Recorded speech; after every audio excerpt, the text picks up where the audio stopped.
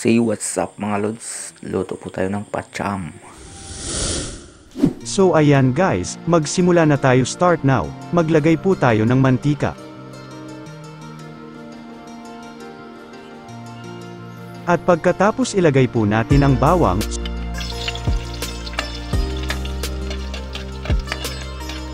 sunod ang sibuyas,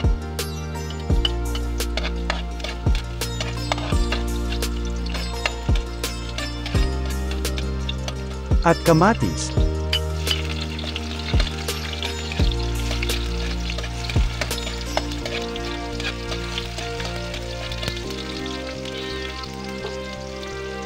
Pagkatapos isunod naman po natin ang 4 na pritong isda.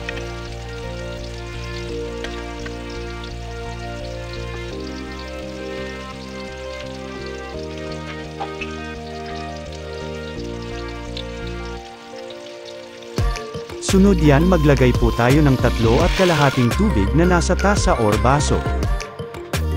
Next po, maglagay tayo ng pampalasa, ilagay ang tuyo. At kung nagustuhan nyo naman po guys ang recipe ko, likes and subscribe naman po, thank you. Share ko ang logo ko na pachamba, hahaha. Sunod, takpan po natin, antay lang po tayo ng ilang minuto. At ayan, buksan ulit natin.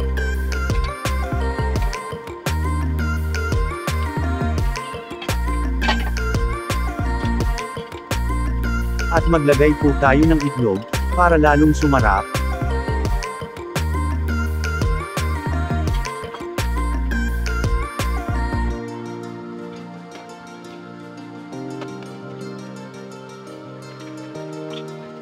Lagay tayo ng asin.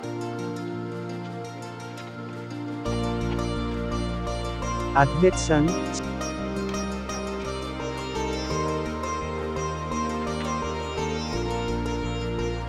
So ayun na guys, ganun lang kadali ang simple recipe na ibabahagi ko sa inyo.